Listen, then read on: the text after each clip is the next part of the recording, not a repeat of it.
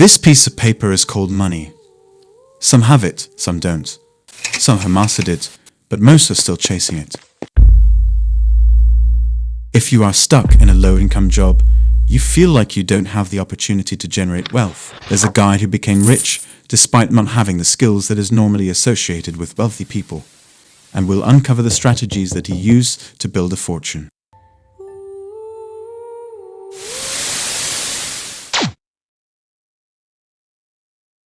As Robert Kiyosaki writes in his personal finance classic, Rich Dad, Poor Dad, it's not how much money you make, but how much money you keep, how hard it works for you, and how many generations you keep it for. There are approximately 62.5 million millionaires worldwide. Contrary to what many believe, most of them were not born into wealth. In fact, 79% of those millionaires did not inherit their riches. They built their fortunes through smart financial habits. The story of Ronald Reed is truly extraordinary. Following his demise in June 2014, he became a prominent figure across various media outlets, unveiling a secret he had concealed from everyone, including his own family. When Ronald Reed, a retired gas station attendant and janitor, turned out to have been worth nearly $8 million upon his death, despite earning a low salary throughout his life, and left about $5 million to his local library and hospital, a feat that set him apart from the typical millionaires. His story proves that becoming a millionaire is not reserved for the financial elite. It's achievable for anyone with determination, discipline, and the right strategies. Let's uncover the lessons we can learn from his remarkable journey. The foundation of Ronald's success lay in understanding the secret wealth formula that schools often neglect to teach. The amount of money coming in and the amount of money going out. The formula is simple. Income minus expenses is equal to cash flow.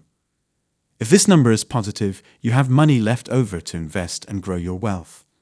However, if your expenses are higher than your income, you're in the red, you're accumulating debt instead of wealth. The amount of money coming in needs to be greater than the amount of money going out.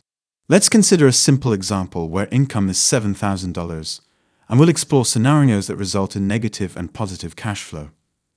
In this example, the result is negative cash flow. The income is $7,000, but the total expenses amount to $3,900, leaving $3,100 as negative cash flow. In this case, the result is positive cash flow. The income is $7,000, and the total expenses amount to $3,200, leaving $3,800 as positive cash flow. Ronald Reed's genius lay in recognizing the profound impact of this formula. He understood that building wealth wasn't just about earning a massive income. It was about how you managed that income. By keeping his expenses under control and actively finding ways to increase his income, he consistently generated a positive cash flow. Your current age holds tremendous significance in shaping your future financial success. Think of it as possessing a sort of time machine, one that can either be a powerful ally or a hindrance in your journey to wealth creation. Let's uncover the remarkable impact of starting to save early. Imagine two friends, Sarah and John. Sarah starts saving money diligently at the age of 20, while John decides to delay his savings journey until he turns 30. Let's see how their financial paths unfold. At 20, Sarah embarks on her savings journey, and she's committed to setting aside a portion of her income every month. How much does she need to save to retire as a millionaire by age 65? Surprisingly, it's just $204 per month. You see, because she started early, her money has more time to grow and work for her. Sarah's consistent savings, combined with compound interest, will help her reach her millionaire goal. Now, let's look at John, who decided to postpone saving until he turned 30. To achieve the same millionaire dream by age 65, John needs to save a more substantial $443 every month. The delay in starting his savings journey means he has to put away more money each month to catch up with Sarah. As John's starting point is later, his money has less time to benefit from the magic of compound interest. The result? He has to put in more effort and allocate a larger portion of his income to reach that identical financial milestone. The message is as clear as day. The sooner you embark on your savings journey, the smoother the path becomes to realizing your financial aspirations. It's not about the quantity you earn. It's about the time your money has to flourish and thrive. Time is your ally in the journey to wealth. Let's consider a scenario where your annual income is $70,000. It would take approximately 51.4 years for you to retire. However, if you increase your savings rate to 30%, you could retire in just 28 years. Here's the math to become a millionaire by age 65. In these calculations, we assume you start with $0 in savings and receive an annual return on investments of 7%. Also, we assume that your monthly contributions increase each year by 2% to keep up with inflation. So, if you were depositing $100 per month in year 1, you will be depositing $102 per month in year 2, and so on. If you have a spending problem, you can automate your savings just like Ronald. When his well-earned cash landed in his bank account, he split it into 2 accounts, one for savings and one for everyday spending. Fixed monthly expenses are the regular bills like rent or mortgage, utilities, insurance, and other non-negotiable costs. For the fun stuff, food, entertainment, travel, and other discretionary expenses. Anything that remained in his spending account at the close of each month was promptly funneled back into his savings. It's like giving your financial future a little boost with every responsible spending decision. Tom Corley said, "I learned that most self-made millionaires generated their income from multiple sources. 3 streams of income seems to be the magic number for the self-made millionaires in my Rich Habits study. But the more income streams you can create, the more secure your financial house will be, and the more wealth you will create." You must have heard the famous saying, "Don't put all your eggs in one basket." Well, that wisdom also applies to managing your money. Ronald didn't depend on just one job or source of income. He had 2 main ones. One's a janitor, and the second one that I'll share later in this video. There are 2 benefits of creating multiple sources of income. Financial security. When you rely solely on one job, you're essentially putting all your financial hopes on that one paycheck. If that job disappears, so does your income. By diversifying, you reduce this vulnerability. Extra income helps your wallet. Having different ways to make money can really pump up the cash you have on hand. Even a small extra income can make a big change in how secure you feel financially. It can help you save more and invest better, thereby increasing your cash flow. You can work extra hour, seek a raise, start a side hustle, invest as investing can generate passive income. Ronald didn't become a multimillionaire from just perfecting the cash flow. At the time of his death, he owned at least 95 stocks that were spread across many industries like healthcare, telecommunications, banks, and consumer products, many of which he had held for decades and invested in dividend-paying blue-chip stocks. Investing your money is the key to building wealth, but it's imperative to do it correctly. However, most investors make a mistake that needs to be avoided.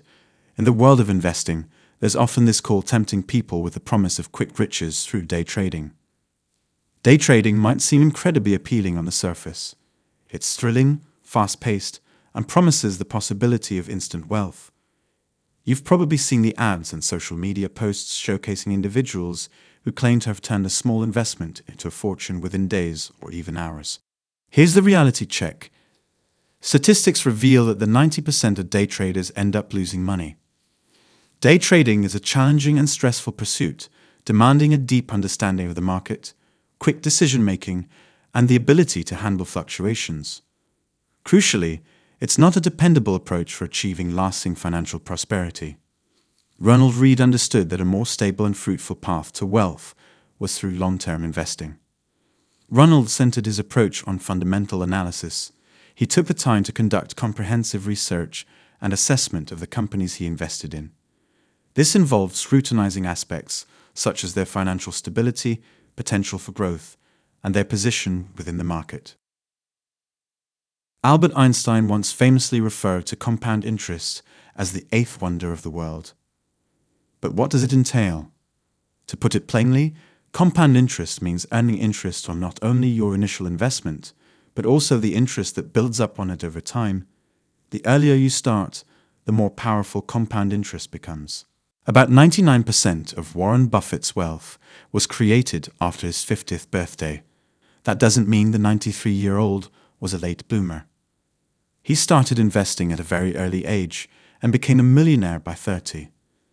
There were only two things that made him grow from $1 million net worth to over $100 billion net worth: consistency and compounding. Ronald Reed's story is a testament to this. By consistently saving and investing over the years, his wealth grew exponentially. Even small contributions made regularly can lead to significant wealth accumulation over time. Picture compound interest like a snowball rolling down a hill. Initially, it starts small, but as it keeps rolling, it accumulates more snow and gets bigger. In the same way, your investments, when nurtured with patience and a steady approach, can multiply over time. Ronald Reed owned at least 95 stocks, all dividend stocks in his portfolio. Reportedly, his first purchase was Pacific Gas and Electric Company, which he bought in 1959. He initially acquired 39 shares for $2,380. This amount grew to $10,735 when he died in 2014. Additionally, he owned blue-chip stocks. According to an article by the Wall Street Journal, is a snapshot of Reed's 10 biggest holdings upon his death. The total portfolio was approximately $8 million. Suppose the average dividend yield was 3%, then the passive income stream was about $240,000 at the time of Ronald Reed's death.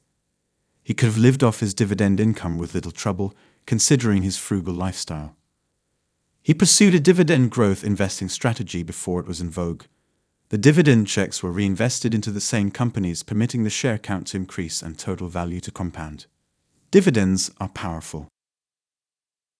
The stock market is no stranger to its share of highs and lows. If you're Warren Buffett or if you're Jimmy Buffett, nobody knows if the stock is going to go up, down, sideways.